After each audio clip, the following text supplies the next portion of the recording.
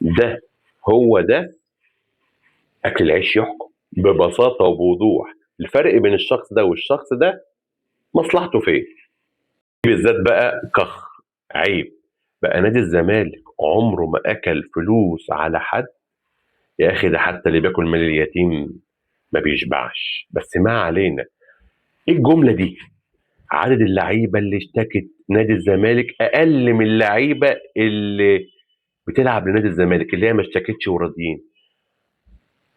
المايه مبلوله. فطبيعي ده المفروض النوادر واحد كل كام واحد في السنه هو اللي يشتكيك. فطبيعي. ماشي اوكي. المايه مبلوله. الا امتى او من امتى احنا بنحسب المرجله والرجوله بالانتماء الرياضي؟ غرائب وعجائب.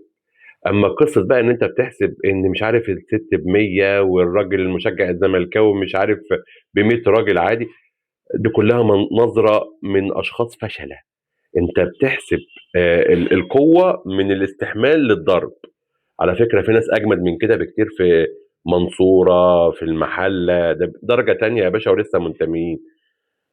الناجح احاسيسه وصعوباته اصعب بكتير من الفشله. الوصول للقمه ممكن صعب، الاصعب منه الحفاظ عليه، لكن ده سيستم فشل.